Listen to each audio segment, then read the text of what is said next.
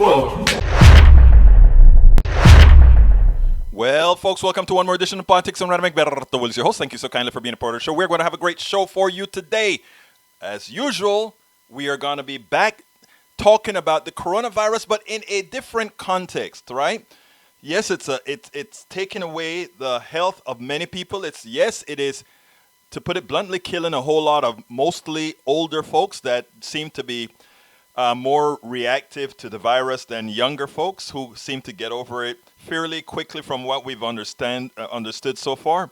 But there are other issues that makes it clear that we are not prepared for a pandemic, and that one of the things that we're not prepared for, well, both on a health-wise and for other things that it creates. We're going to have an interview with a candidate in Georgia. This would be her second interview with us, but she had a particular reason for that I wanted to get her on after she contacted the FEC to mitigate some of the issues that are of concern to her. But before we get to the program, I want to start out with a few things, right? It turns out that MSNBC, one of the hosts today, she did something that I found not only interesting, necessary, but that I wish more people did. People have a tendency to respect hosts that are on the news. And when they start to make comments after an interview, after a matter-of-fact interview, when they start to make comments, people sort of, and I hate to put it this way, but people sort of get permission to listen or permission to think. I mean, it's sad that it works that way many times, but that's how it works. So what I want to play for you is this MSNBC host's particular statement at the end of an interview that shows how backward our system is. Gregory Bartz, welcome aboard. Our system is, and how frustrated she seemed to be as one that is seeing it in her interviews on the front line. So what I want to do is I want to go ahead and play this for you, and then we'll take it on the other side. Check this out. Who's the person in charge that would be able to, Dr. Morse, to take away that red tape? Is it the CDC director? Is it Vice President Pence, who's now the head of the coronavirus task force? Is it the president? I think basically it needs to be the president. And what I would say is there's sort of two issues that come into play here. One is the red tape, which is substantial. Again, there's nothing magic about the test. Many of us have tests that work beautifully. Yeah. It's the red tape, but the other side is the cost. Unfortunately, our medical system is driven by cost and cost accounting. What has already been mentioned. The administrators say, hey, who's going to pay for that? Yeah. We're actually providing free tests here at University of Florida because it is so complicated to figure out who's going to pay. But that's not sustainable. There has to be a system to pay. And the reality is that the commercial companies have got beautiful giant machines that can run thousands of tests a day. But they are going very slowly because it is unclear who's going to pay for it, what the payment mechanisms are. And so the bureaucracy initially discouraged tests from being put online. But now the problems are who's going to pay for it. And until there is a clear pathway, administrators say, well, show me something in writing that says I'm going to get paid if you do this test for this patient. Regardless of how you feel about it, that is a symptom of a privatized healthcare system. That right there, frustrating. I found that prescient. That is a result of a privatized healthcare system. And then she puts her personal feeling in there. Frustrating. Frustrating it is. You know, and these things have material effects on our economy. It has material effects on much. Let's see. Welcome aboard, Michael Rudnin. Welcome aboard, Dalia Lugo. Let's see. Welcome aboard, Bruce. Welcome aboard, Bruce. Yes, I went ahead and I saw the president's. I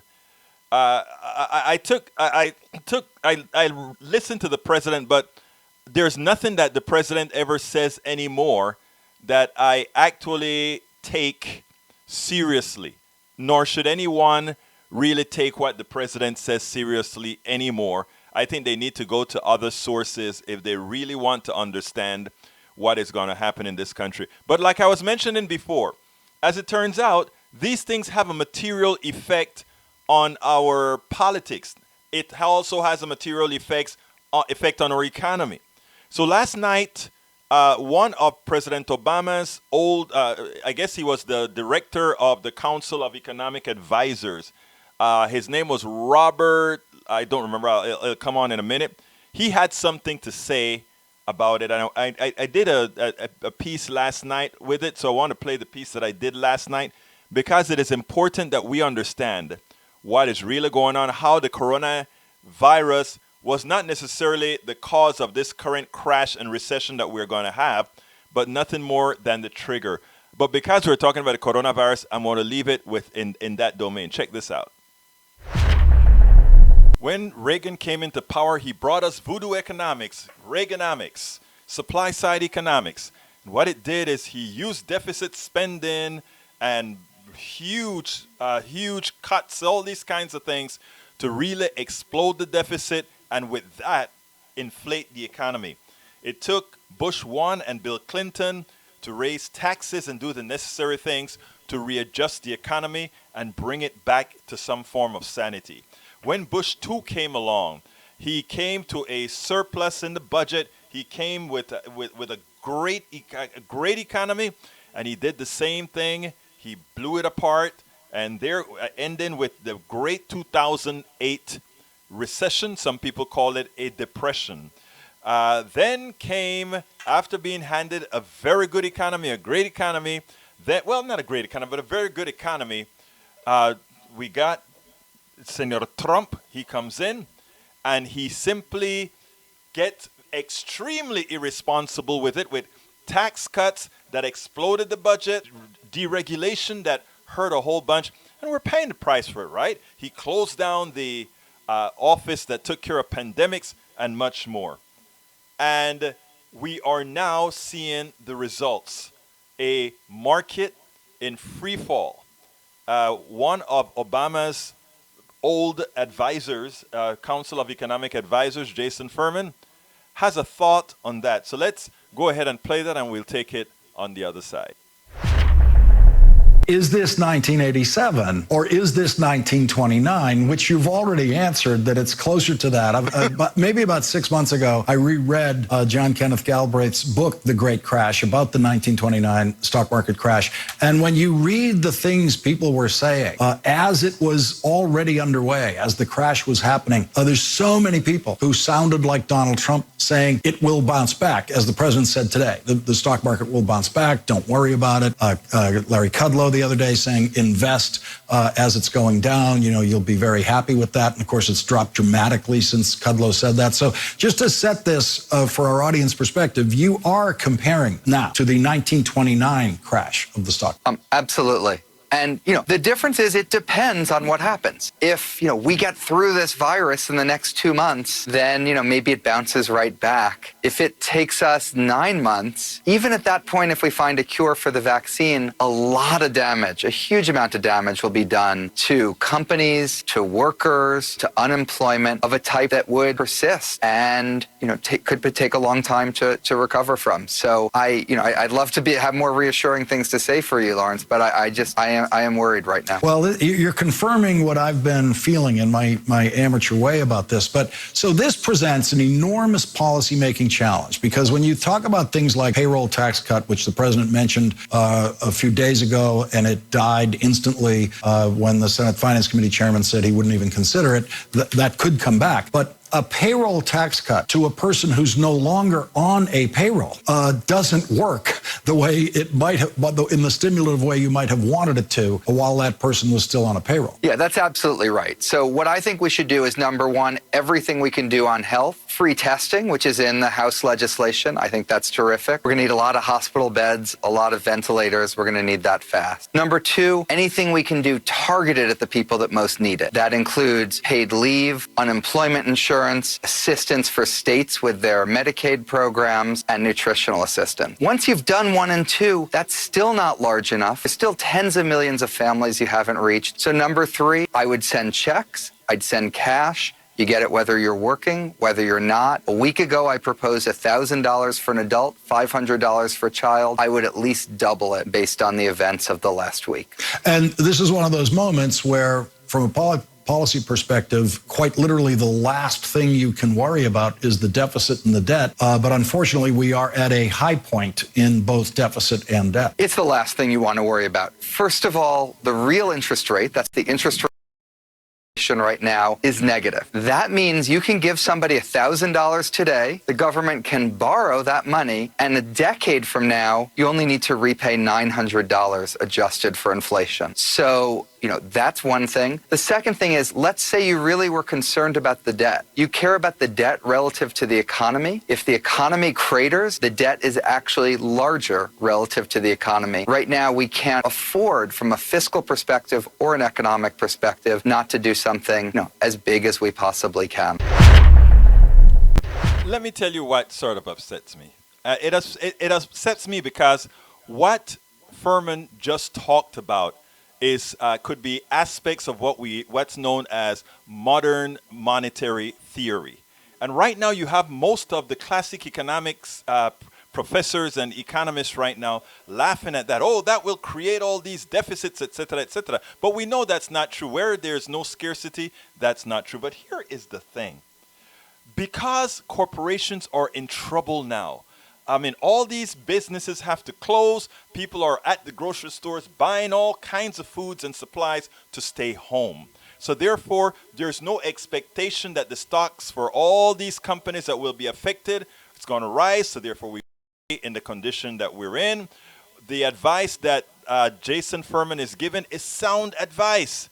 The only thing is, it's modern monetary theory to go ahead and implement these things that he's talking about. Some of what Andrew Yang talked about, some of what Bernie Sanders talked about. All these things combined is what can uplift again and revitalize the economy.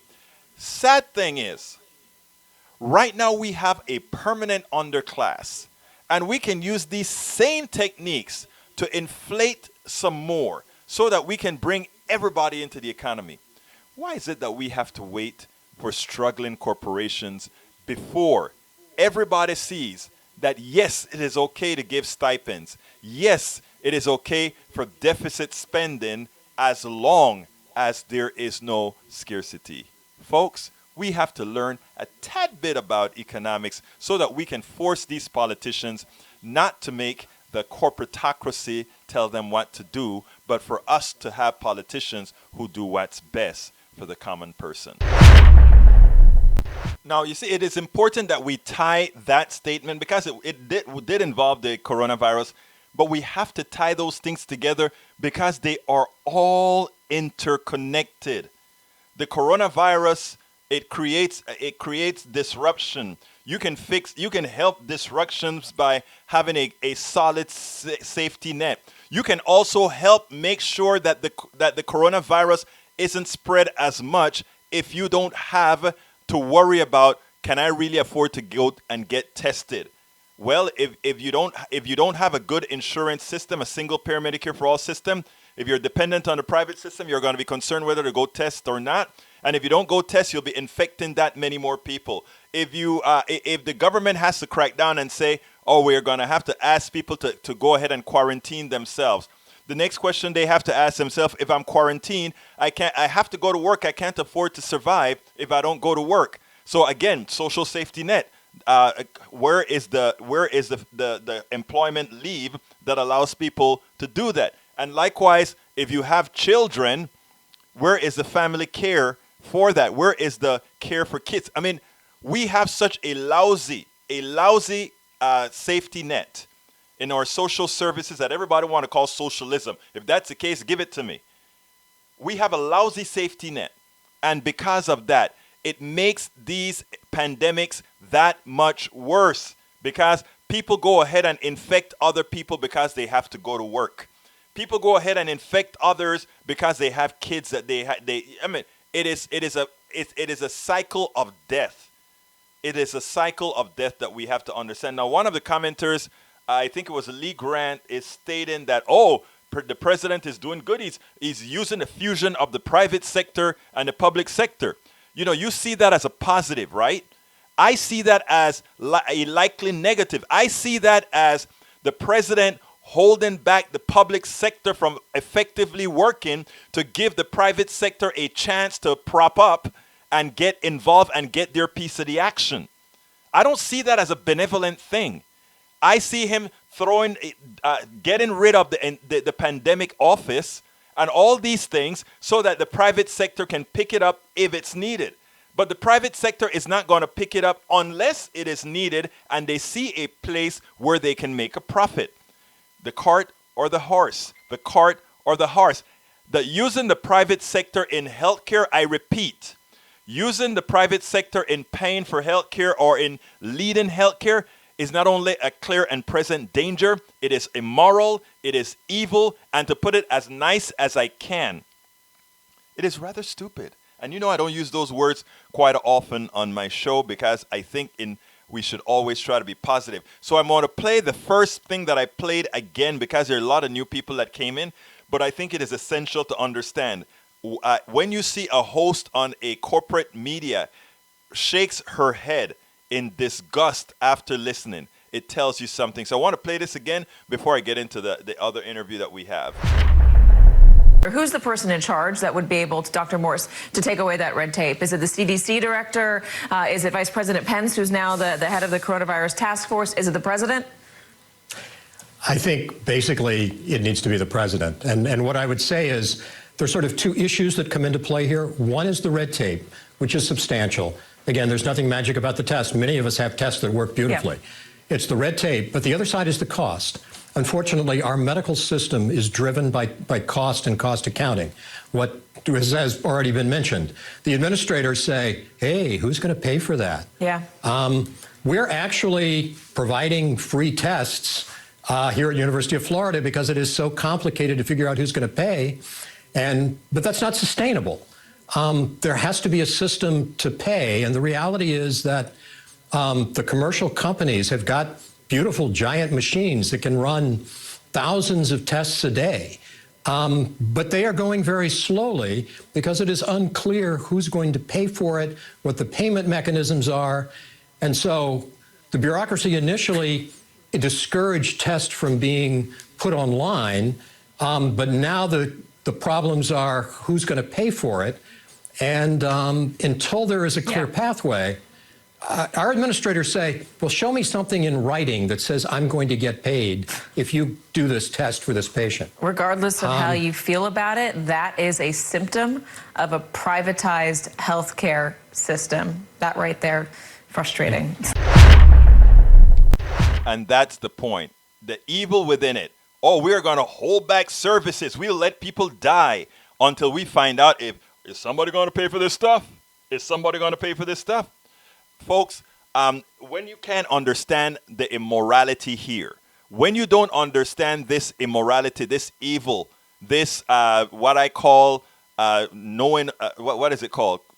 It's not homicide, but yeah, it is. You know, I mean, it's not really, it's not homicide. It is voluntary manslaughter. I think we should now call it voluntary person slaughter. And the reason why is these guys know that their test is going to save people, but they won't do the test. Why? Because are we going to get paid? And that's why it doesn't belong in a place where somebody would ask the question, are we going to get paid? Anyhow, let's go ahead and talk about the program and the person I wanted to feature on the program today. Coronavirus forces uninsured progressive candidate Nabilah Islam from door-to-door canvassing. Nabilah Islam, Democratic candidate for Georgia Congressional District 7, is affected directly by both coronavirus and the lack of medical care that she has. She must suspend her grassroots door-to-door canvassing. The coronavirus is just another headwind that puts poor and middle-class America as potential candidates for political offices and much more at a major disadvantage. Nabilah Islam works on a small budget, mostly from small contributors. She has been dependent on grassroots actions, door to door canvassing, and other flesh to flesh communication with her constituents. Reaching many will be more difficult. Wealthy candidates can always saturate their messages by mail, email, TV advertising, and online advertising. A candidate that cannot afford health insurance would be hard pressed without an influx on contributions to maintain a very competitive position. So I tell you, if you want to help this woman, you can always go to nabilahforcongress.com, because I tell you what, grassroots need support to ensure that we are not just run by a whole bunch of corporate hacks. We do need all of us to support our progressive media, our independent media, our progressive young candidates that are out there who want to make a difference. Young people start seeing people like that, they start to fall apart. They start to be a part of the system. But anyhow, without any further ado, let's go ahead and get this busy with Nabilah Islam. Welcome to one more edition of Politics Done Right. I'm Egberto Willis, your host. I am honored today once again to be with Nabilah Islam. Nabilah Islam is running for Congress for Georgia 7. Georgia District 7 for the United States Congress. She is a progressive. She is a millennial. She is a woman of color. She's everything we've been asking for to make this Democratic Party look exactly like what America looks like. Welcome aboard once again, Nabilah Islam. How are you doing today, my friend? I'm doing great. Thank you so much for having me back on today. Well, let me tell you, I'll be honest. I was reading Common Dreams, one of the progressive rags that I love to read. They have great articles. And I saw your article about you're a grassroots movement person. You campaign within the grassroots. Now we have this scare, not a scare, but a reality of the COVID-19, the coronavirus. And you are having to modify your campaign accordingly. Because of the way you run it puts you at a disadvantage. Why don't you tell me about that, and then we'll go into other features of your campaign and other things that you're doing. So, as you said, this is a grassroots campaign. It's a people-powered campaign, and the way that we've been getting the word out and the message about our progressive campaign is by knocking on doors. And that's been a big part of our campaign. And so with the quick spreading of the coronavirus, I made the difficult decision to suspend all in-person canvassing, which includes door-to-door knocking, because I want my staff, my volunteers, to stay safe in this time. And I myself don't feel comfortable knocking on doors because I don't have health insurance right now. And so we are having to switch strategies to figure out how we're going to still contact all these voters. And so we're working on that right now. Now, I want to kind of centralize on something that you just said that I hope every American understand. You are running for one of the highest offices in this land. You are running to be a congressperson representing a district. You are out there going to make laws. And you are unable to run the type of campaign that you want to run, a people-based grassroots campaign, because you don't have health insurance. This shows, I think, more so than anything else, that this has a material effect not only on the individual, but on the body politic of the United States and who can be represented in the body politic of the United States. So why don't you expand on that and tell me how that affects your particular group, how that affects people from across the entire country? Well, I'm a working American, and I am running full-time for Congress right now. And I cannot afford to also pay for private health insurance. And so right now, I don't have access to health care. And I didn't realize how big of a barrier this was until I started to campaign. I actually asked for the first time in history for the FEC to allow working class candidates like me to be able to use campaign funds to pay for health care. I've been running for over a year now, And the way the laws are set up is that you can only use campaign funds until you qualify. Well, my qualifying period was about last week. And so, you have candidates for running for long periods of time not being able to pay for health care. And right now, what we're seeing is these are structural barriers, and it's preventing people like me from, occupying halls of power in Congress.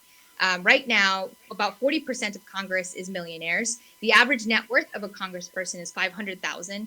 We have less than 25% of Congress is women. Less than 10% are women of color. So this is a huge barrier for people like me to run for office. I actually saw the other day that Congressman Ocasio-Cortez didn't even have health insurance when she was running for Congress.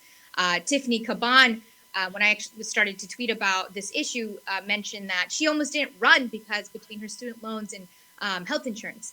And so this is something that is critical in removing this barrier, in allowing more people that have been sitting on the sidelines so that they will get involved and run for office too and represent their communities. Interestingly, I interviewed Alexandria Ocasio-Cortez just before she beat the Democrat that sprung her into office, and that was one of the issues that we discussed offline: not having health insurance. And again, many Americans have been taught to believe that asking for Medicare for all is a fringe issue, a left-wing issue. I think one of or people like you and your stories have to be out there to let Americans know it affects every facet of your life. I mean, that a young woman like yourself has to think, who has value to offer to the body politic, has to ask, can I do this because I have health insurance or not? That makes our political system a farce. It makes our political system a farce because it says only a few who has these possibilities or these attributes can apply to be to run. So let me go to the other question, because I'm happy, first of all, that you're asking the FEC to modify the rules to allow those of you who are running. I mean, I imagine you can pay for your campaign staff to health insurance with your campaign funds, right? But it's just Yes. not yours. Exactly. So I make sure that my staffers have a stipend to pay for healthcare. However, it is against FEC rules. It would violate FEC rules if I took a stipend to pay for healthcare.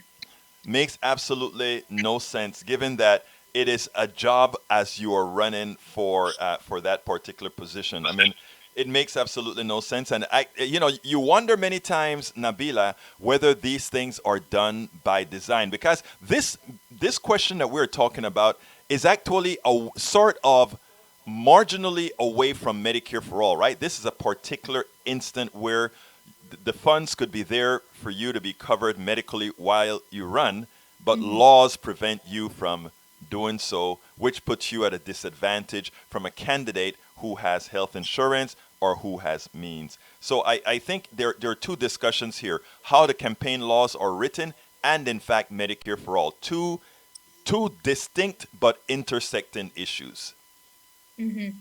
Well, I'm having to do this because we don't have Medicare for all. It's unacceptable that anyone goes without access to health care because they can't afford it.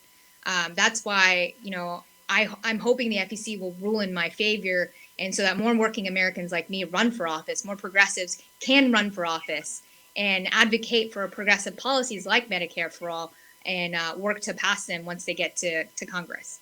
Now, great. Let's talk a little bit about your campaign now. I mean, that issue, we wanted to get it out of the way because, again, it is an important issue. Medicare for all is an important issue. How is your campaign going? How are you finding the people within your district reacting to the progressive policies that you stand for? Then, more so than not, are the policies your district needs right now?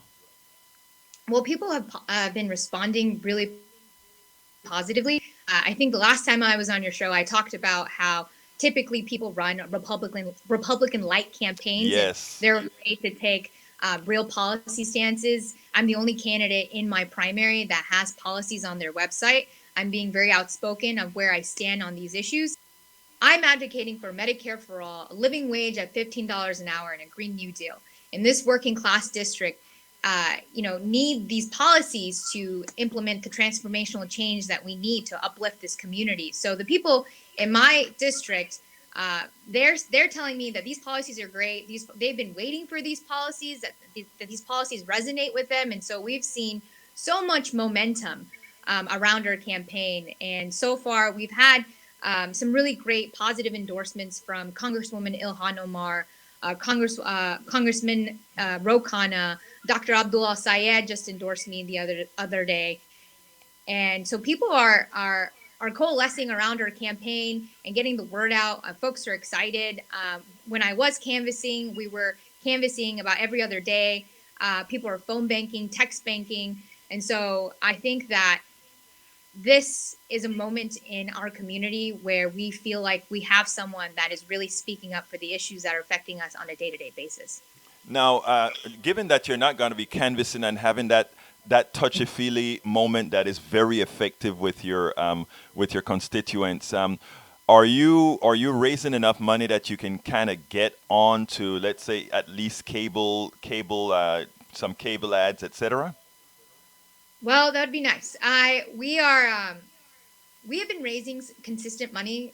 We've raised over $500,000 so far. 90% of that is from small dollar donors, from people across the district, across my state, and across the country, because they really believe in the message that I am carrying.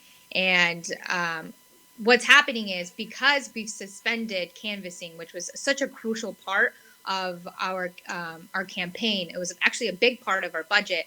We've been having to shift our strategy to double down on virtual outreach, such as phone banking. We're also scheduling my first virtual town hall coming up soon. And so, and I think this will be an opportunity for voters to still get to know about our campaign. With that being said, this pandemic has, obviously all campaigns are having to shift right now. I've had a couple of fundraisers and meet and greets that have been canceled that I was actually relying on of raising money off of, and that's not happening.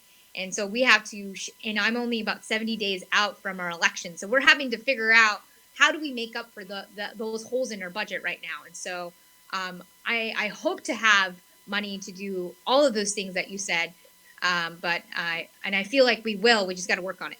Well, I was, if you notice, I gave you the silent wave there for the virtual town halls, because I think a lot of young people like yourself can use not only the Zooms and the Periscopes and all these other forms. I was watching a Ilhan Omar live update today on her channel, and what I felt in watching that, she turned it on and immediately got 1,600 people to watch. It's like, you know what?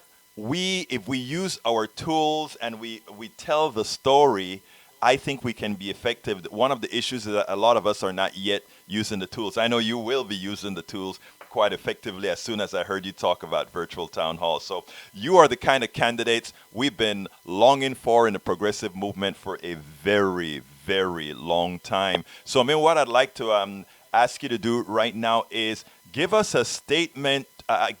We know we are still hoping that we get a progressive candidate at the head of the ticket. There's a likelihood that we may not. And in that case, your value would have gone up exponentially in having to push a more moderate top of the ticket into the positions that we know are best for the body politic, not just progressives, but for us all.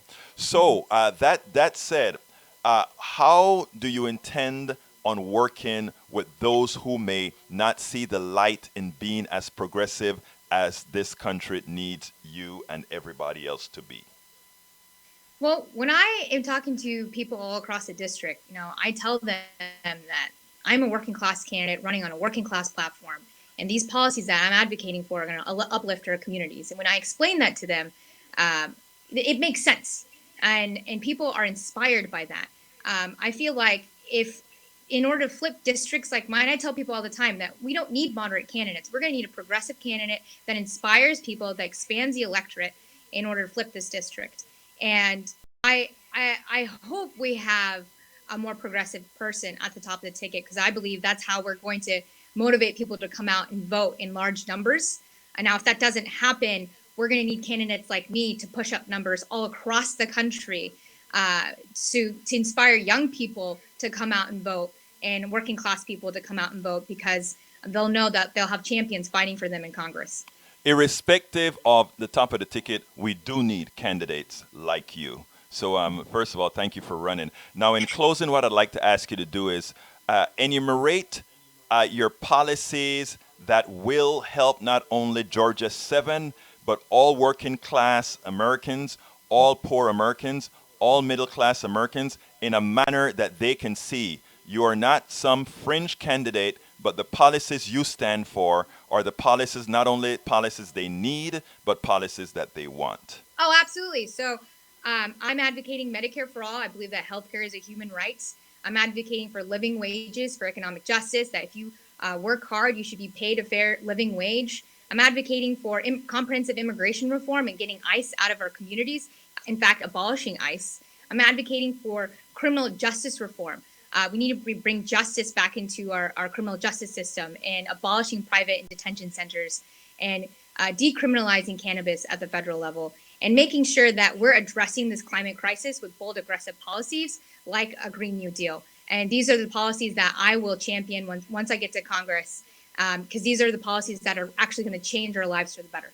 Nabilah, let me tell you, I want to make sure that people go to your site, learn about you, but not only learn about you, but realize that the only way we are going to get our progressives in office if all people feel they have a stake in the game. Folks, where can they go to learn about you? Where can they go to support you, both through donations and otherwise? Well, you can go to my website, which is www.nabilahforcongress.com. It's NABILAHFOR Congress.com. You can sign up to volunteer. We have remote volunteer opportunities. You can pitch in and contribute $5, $10, $20 of whatever you can. And I have all my policies on my website. Like I mentioned before, I'm the only candidate with policies in this primary. And I think you'll like what you see. And if you Google Nabilah Islam, there's a couple dozen articles about the campaign as well. Nabilah Islam, Democratic candidate for Georgia District 7. Thank you so kindly for having been here on Politics Done Right. Thank you for having me. All right, folks, I hope you enjoyed that. That is a very, very smart woman. If you speaking to her both offline or online, it is quite evident that is the future. She represents the future. A lot of young people represent the future of this country. And the truth of the matter is, we need them activated as soon as possible, because too many of us have allowed a corporatocracy. Too many of us have allowed the wealthy, a plutocracy, to be selfish and do as they please. And in doing so, they have affected the personal economies of most Americans. Even some of those Americans that support them, they have hurt they have used ideological games. They have used all kinds of games on these people to convince folks to vote against their own interests. Folks, please do remember, this is a progressive show that needs your support. Please consider going ahead and getting some of our stuff, if you know what I'm talking about. We have a t-shirt out there called I Support Independent Media. Please go to store.politicsdoneright.com. Support us by getting some of our little teats and tats t-shirts. We have things like As I See My book, As I See It, Class Warfare, the Only Resort to Right-Wing Doom. I even have another book. This one isn't a political book, but it is How I Lost Weight and Got Healthy, because I was unhealthy for a while. And likewise, you can get, all kinds of t-shirts there. Funny ones like the ones to lock up El Señor Trump, or the one that says, Bernie says, hey, things never happen until they happen, man, kind of something like that. So please check that out. But alternatively, you can support our show by becoming subscribers, and we really would love to have your subscription. We need several thousand subscribers. You can do so by going to Patreon, patreon.com/politics done right. Again, that is Patreon, patreon.com/politics done right. If you are on YouTube, you can click on that $ and give us a super chat. We love those super chats that, you just put a few bits of support there for us. Alternatively, you can support our equipment fund. Our equipment fund, it is at gofundme.com/independent-media-upgrade. Again, it is at gofundme.com/independent-media-upgrade. And of course, you can go ahead and contribute directly, whether on a single one time or several or in, however you want, at paypal.me/politics done right. Again, that is paypal-me. Oops, I put that in wrong. Let me go ahead and fix that. That's wrong. Here it is. It is paypal.me/politics done right. But then again, don't forget to go to our store. Don't forget to go to our store or super chat me. Okay, enough of that. But we do need your support, so please be so kind to support the program. All right, folks. What else we want to talk about today? First of all, the telephone lines are wide open. Let me put that on the screen. The telephone numbers are wide open. You can reach us at 646-716-5812. Again, that number is 646-716-5812. If you want to add to the discussion, I love hearing from you guys. I love hearing whatever it is you have to say because, of course, this show is yours. Anyhow, let me go ahead and start handling the comments here. Let's see. Been a while. Michael Rodnan says, been a while since I watched MSNBC outside of independent commentators picking clips. I hear you, my brother, but I got to do it for you guys so I can get the pertinent clips to put it out for you. Dalia Lugo, welcome aboard, Dalia. Take care. Take care. All right. Bruce says, are you taking into account the last 20 minutes of President's presentation? He took an interesting tack to maybe get us afloat. The thing about it is the President has zero credibility with me. So everything that I think he says, I generally don't believe or try to figure out what's the monetary ulterior motive for him or his benefactors. I don't think he does anything with any care for with the people of the United States. And I know it's time for us to try to be, I believe in talking to my brothers and sisters from all stripes of life. It doesn't matter what persuasion you are, a liberal, Democrat, progressive, independent, Republican, right-wing. I consider everybody my brothers and sisters. The president, I put in a special category. And that special category is absolutely never believe anything he says. And the other category I do is I superimpose impossible to do anything good for anybody. That is what I keep focused on. It is impossible for him to do anything good for anybody. If the results are something good happens to somebody, that just happens to be, that's the fallout. Michael Rudnin describing the problems with our profit healthcare system. Yes, sir. Hi, Rose Williams. Bruce is here again. Gregory Bartz, what about the clip yesterday? Yes. The clip yesterday from what's her name? Katie Porter. Katie Porter said that there is regulation already inculcated within the law that says, yes, the government can declare they will pay for all testing. And she said that authority was already there for the director of the CDC to use. I think his name is Robert Heidi or something like that. Okay, Crisa Marie Bebenito. Hello, welcome aboard, Crisa Marie Bebenito. Okay, Gregory Bart says the Katie Porter. Lee Grant says, Trump just announced a remarkable marshalling of the public and private sectors to address the national emergency. Testing, diagnosis, and treatment will be widely available to all Americans. Okay, how long ago? This virus has been in America since December, at least since December, and we knew about it. What were they doing? Waiting for the private sector to catch up after he fired all the people? Come on, guys. Let's not fall for the con. Gregory Bartz, he also announced that Mexico... would pay for the wall. Good comeback, Gregory. Michael Rodnin, if the people start to die in mass, the economy will crash harder. Exactly, and for that reason, MMT is a much better solution, right? Modern monetary theory. Inflate the economy so that people can, first of all, feel they don't have to infect other people by going to work even though they know they're sick. And it will give them the resources they need to stay home. Very smart, Rodnin. Okay, Lee Grant replying to Gregory Bartz. I hope your cynicism doesn't dissuade someone from getting help. No, Lee Grant. They are looking for help. It is impossible for one to dissuade anybody from help. The only person does that is Donald Trump when he does things like, I'm not going to get tested, even though I've been corralling with a whole lot of folks who already are infected with the disease, but I don't need to get tested. That's what he says. So no, I don't think so, sir. Michael Rudden to Lee Grant, the testing should be subsidized, free to the citizens. Absolutely so. Mike Cisak says, Egberto wants millions of people to die.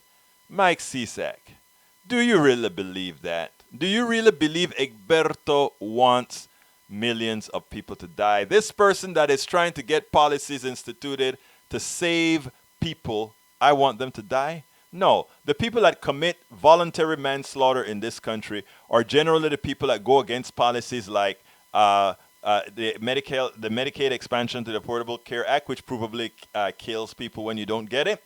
We can talk about issue after issue where the policies of conservative representatives, conservative politicians, materially harm people, kill people. All right, I like that idea, Bruce. Door-to-door virus tests, and at the same time, the census people come to take the census. You know, that would be efficient uses of government, of people coming. I think that's an excellent idea, Bruce. We get some great ideas from people. Rose says, Lee Grant, why did he turn down the free testing kits from who much earlier? Because, again, Rose, we know the answer. He wanted it for his friends. That's it. By the way, folks, that statement I just made was not a corroborated statement in fact or proof. Anytime I make statements that are not corroborated, sometimes I'm joking around, I let it be known. I don't want anybody to think that I know something I don't at all. I won't do that. Okay, Mike said, Rose, Trump didn't, because who doesn't offer testing kits? Bruce Fullard, an interesting idea, but doubt we have the resources. Well, I think if you mean not having the test equipment for each census taker to carry with them, I think I'm with you there, Rose. I think Bruce may be implying that since that person is going to be in somebody's home, they could actually use that same time to swab. If there are 5 people in the home, swab those 5 people, put it in a little test tube, put it in a bag, and ship it off every night. The extra 15 minutes at that person's home, I think would be pretty darn good. I like the idea, Rose. I like Bruce's idea. Okay, Lawrence Sims, did Donald take care of this? PolitiFact, Bloomberg, Donald Trump. Oh, I looked that up at PolitiFact. He did fire the pandemic team. He did fire them. That's a statement of fact. Okay, Lee Grant says, widespread testing is imminent. Yes, Lee Grant, and I think it's important, and that's a good thing. Bruce Pollard, it is what we have now. Congress is not going to change it today. Michael Rudnin replied to Mike Cisak, backwards, millions of people are going to die. Our healthcare system is running like that in a developing nation. We need to subsidize care for people who can't afford it. But I think we need to subsidize care for everybody and let everybody have a stake in the game. Medicare for all, where all our taxes are used for medical care. If you need care, you get it. If you don't need it, you don't get it. But as far as having rich people pay for their own care and poor people not, that's not what I'm for. I'm for all of us paying for the health care of all of us. That makes it a right. Okay, Michael Rudnin said, Egberto, depraved heart murder. It's a question of duty of care. Yes, sir. I think I agree if I understand your statement correctly, Mr. Rudnin. Okay, Mike Cisak says, which Trump, Bruce, better idea, which Trump helped organize sign up at a website and then drive to the, actually that's a good idea. It wasn't Trump's idea, but it's a good idea. Walmart parking lots for screening, yes, that's what's out there now. Mike Cisak, Rose is incorrect. The CDC, not the WHO, initially had some tests, but they didn't have the right detection as they had to recall the test. Whatever the case is, the tests in America were non-functional, were incorrect. the tests in Europe were working. Let's just look at outcomes. Let's look at results. We were not, we were behind the ball. Okay, it's happening quickly, then it will be a big winner. You're right, Bruce, about that. Running in Georgia with the name, sorry, you're going to get crushed. Michael Rodnin, we'll see. I think her district is different than Georgia proper. So I think she fits her district pretty well. Drive-through testing has already started in some of the most hard-hit areas, including New York. Actually, it's in New York right now. The governor of New York, along with the mayor of New York, they've been doing some hard work to get these mobile test units. New Rochelle is currently a center, a town where this is happening just fine. Bruce says, so there's a root cause that must be addressed, but I think not now. I get your point about not now. Here's a problem that I have, though, Bruce, and you can kind of comment on that to respond here.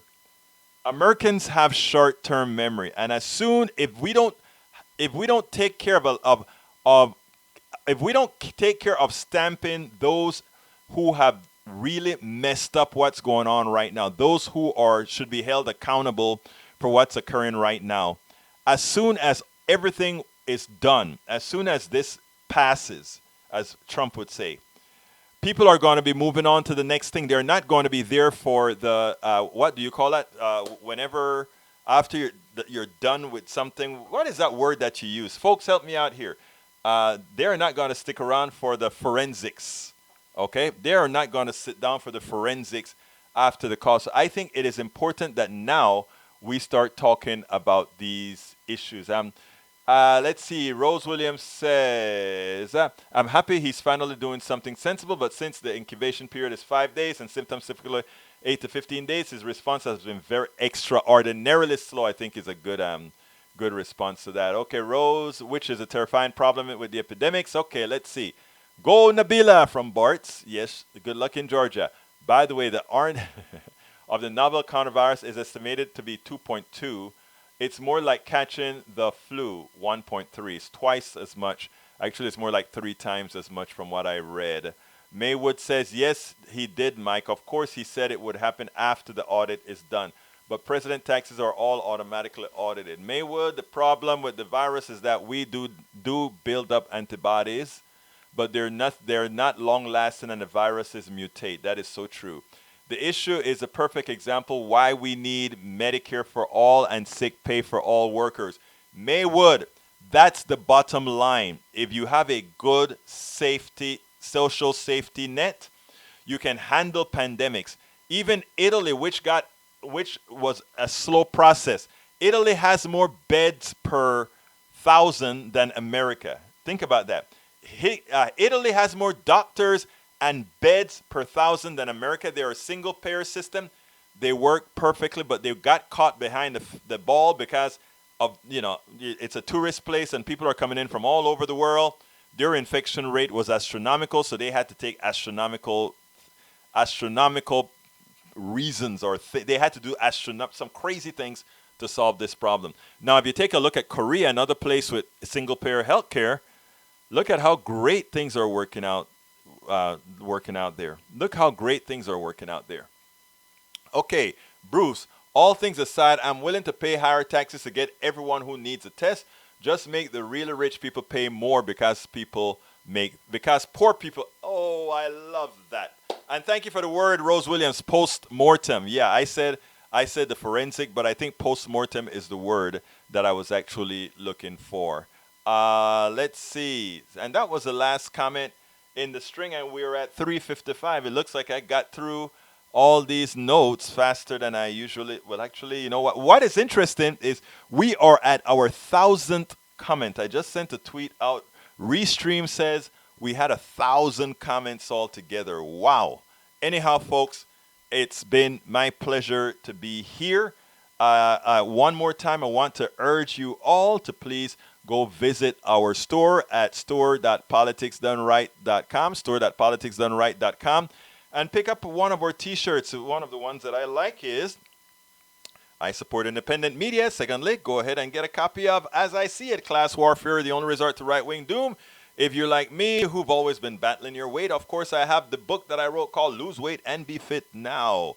It tells my whole story of how I really decided to take my health into my own hands and without any commercial diets or anything. I just did it, got into a healthy way, got my blood pressure healthy, all that good stuff. I put my flaws, my fallbacks, the mistakes that I made, all that good stuff. I was honest in the book, so check it out as well. But don't forget what we also need are subscribers. So please go ahead and subscribe to Politics Done Right. It is very, very inexpensive, and you'll feel positive that you are helping other people learn what they need to learn so that every election we get a bit smarter. Every election we're able to do things better. That is what it's all about. And of course, you want to contribute. You can contribute either by going to paypal.me/politics done right or super chat me. Let me see if I got any super chats. I got a couple yesterday. I don't see any super chats in there today. Who's going to be my first super chat of the day? Who? Yes, thank you, Maywood. My daughter is... a quick update before I exit. For those of you who know, I've been telling the story about my daughter who had a stroke. She lost half her vision. She's 28 years old, third year in med student. She had to miss her third clinical rotation in her third year because, again, she was hit with this stroke. Ironically, it was 30 days, exactly 1 month after her grandmother had a stroke and 2 weeks after her grandmother died. And then my daughter gets a stroke, lost half her vision. Luckily, she went to the doctor earlier this week. She is from 50% of the vision. She's now at 75% of her vision. We're hoping that it all comes back. Thank you guys so kindly for your prayers. Thank you guys so kindly for all the great thoughts. I mean, I always talk about my listeners being a family because I've gotten so many personal notices, personal emails, messages, direct messages on Facebook. All when I was in that ICU 24/7 with my baby. It was wonderful hearing from all of you. I love that's when I look at you guys and say I love you all. I mean, you think it's not just a phrase. It's real because I mean you always know that you got a village when things are hard for you and people are still in touch with you. Or some people, hey Bert, I haven't seen you in 2 days on Politics Done Right. And when I give the message, oh I'm sorry. But look, I want to thank you guys because again, you guys also made it possible for me to keep some of my sanity as I watched my daughter recover. Well, the good news is that 75% of her vision is back. She starts back her rotation supposedly next week if the coronavirus doesn't change all of that good stuff. But anyhow, you guys are wonderful. My name is Egberto Willies. This is Politics Done Right. And you know how I end this, baby. I am what?